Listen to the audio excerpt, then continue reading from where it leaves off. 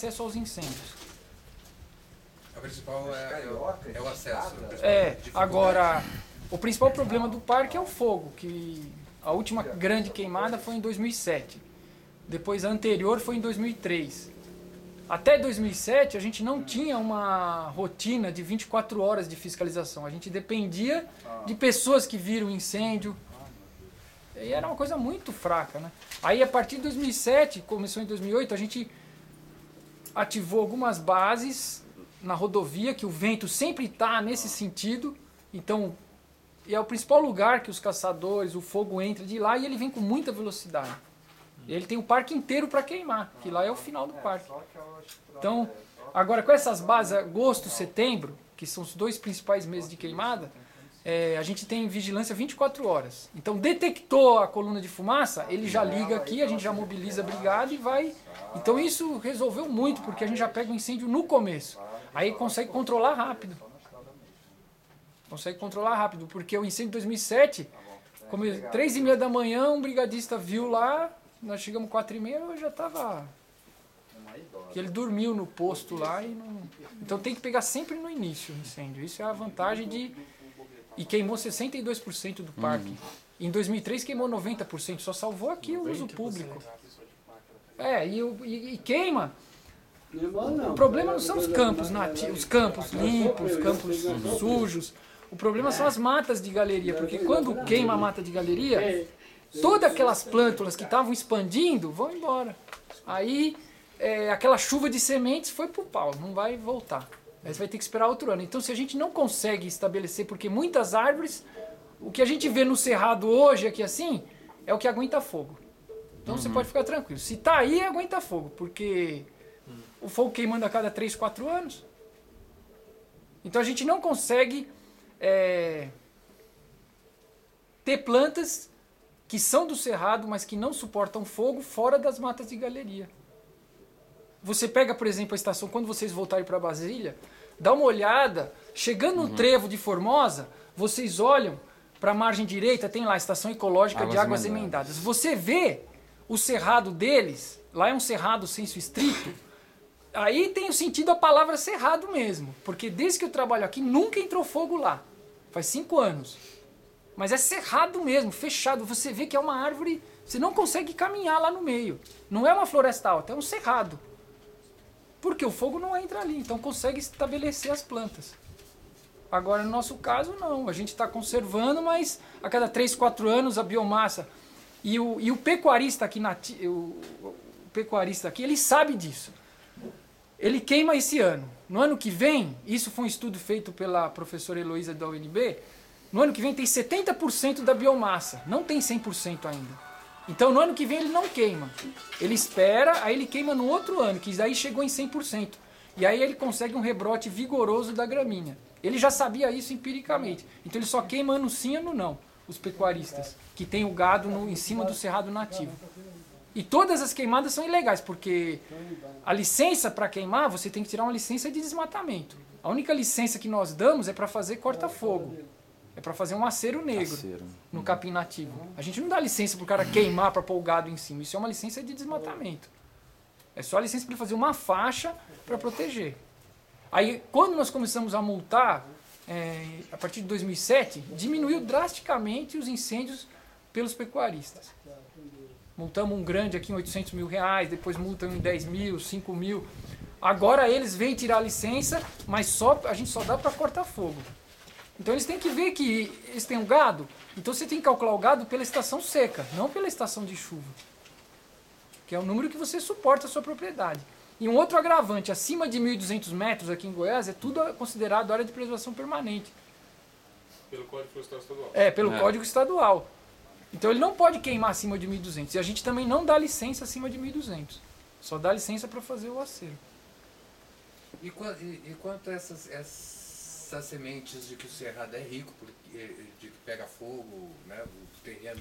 então, mas Essas sementes que precisam de fogo, como é que... Não é. Para florescer, tem sementes que precisam de um estresse. Pode ser o fogo... Pode ser as plantas para florescer. Outro problema são os coletores de flores, que não é um dos principais, mas acontece. Eles queimam esses campos nativos onde tem muito pireque, que é uma xiridácea, essa que vende em Brasília, eles vendem a flor seca, que daí ela tem um florescimento massivo. A planta precisa de um estresse, não precisa ser o estresse do fogo, pode ser um estresse hídrico, só que se for um estresse hídrico, ela não vai florescer todas homogeneamente.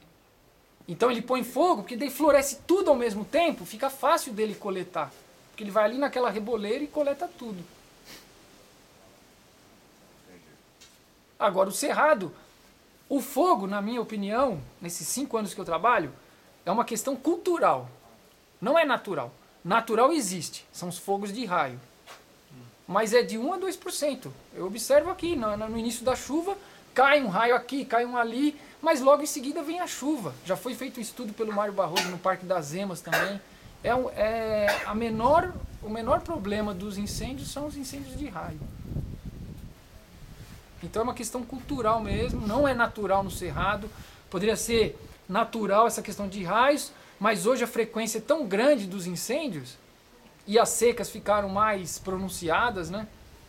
Que no incêndio de 2007 tinha ventos de 100 km por hora, o helicóptero não conseguia nem fazer os lançamentos com o cesto de água na borda da chapada, sob o risco de virar a aeronave de ponta cabeça, teve que abortar os lançamentos. E a segunda questão são desmatamentos, que a gente tem dentro do parque e também, até o Serginho falou que vai aumentar o número de fiscais, que a gente precisa de mais fiscais para fazer a ronda, entrar nos ramais. A gente fez uma apreensão em setembro do ano passado, mais de 300 toras de aroeira eles cortaram, jatobá, e o cerrado tem tanta madeira como muitos lugares da Amazônia, matas secas, tem, como chama? Tamboril de 2,5 metros de diâmetro, que eu já vi derrubado. Tem muita madeira nessas áreas de terra mais fértil, nas áreas de boqueirão. E no parque aqui, esse fundo também onde nós fizemos essa apreensão aí, foram 270 palancas de aroeira que nós apreendemos. E tudo uma aroeira com 50 centímetros, 30 centímetros de diâmetro. Imagina, uma árvore centenária para chegar nesse... Jequitibá, muitas espécies que ocorrem na Mata Atlântica ocorrem aqui também, quando cria esse microclima de nascente, assim, né? Mas o principal causa mesmo, assim, que impede de conservar o parque mesmo é o fogo, de ter essa estabelecimento das árvores, né? Porque vocês vão passar agora para Alto Paraíso voltando, quando um pouquinho antes do asfalto, tem uma RPPN Mata Funda, tem até uma placa lá. Ele me mostrou fotos dele quando ele chegou aí. Você via da estrada, você via a casa dele. Hoje você não vê mais, porque virou um cerrado senso estrito, porque ele não deixou entrar fogo. Há mais de 20 anos lá que não entra fogo. Então as plantas se estabeleceram e o fogo não entra mais. Então criou um cerrado. Tem áreas que são de campo mesmo? Tem áreas que o solo é campo úmido, fica embrejado, são poucas espécies que conseguem colonizar. Mas tem muitas áreas que não são campo sujo, que são cerrados, que viram campo sujo por causa dessa frequência do fogo. Em termos de legislação, você sente falta de algum apoio legal? Não, o que a gente sente assim teria que ter realmente seguir o que está no código lá, porque os juízes não seguem. Fala lá, detenção de 2 meses a 3 meses, de reclusão de 6 meses a 1 ano. Mas a gente aplica a multa aqui mesmo, aplicou num grande produtor, R$800 mil, que ele queimou, R$1.500 por hectare, parece. Aí no segundo ano ele tinha uma serraria, ele estava desmatando a fazenda e serrando dentro da fazenda. Aí o Ibama foi lá, lacrou a serraria, fica aqui na zona de amortecimento. Agora eu fui lá, como lacrou a serraria, ele está tirando as árvores desse rio que vocês vão passar aqui, Rio dos Couros, lá naquele calipau, lá na frente, ele está tirando todas as árvores, imensas, jatobá de 20 metros, ipê, garapa, toda árvore madeirável mesmo. Ele tirou tudo. Aí eu multei ele de novo. Mas o que muda para a vida dele? O que altera o cotidiano dele? Nada. Ele está sendo multado, mas a vida dele não altera. Ele não vai ficar no cadastro de inadimplentes, no CADIM lá. E aí? O lucro ainda é maior do que a multa, né? Também. Não, mas ele não vai pagar as multas. Mas não acontece nada. O juiz chama ele, Tem lá a lei que o juiz tem que seguir, a 9.605, né? Mas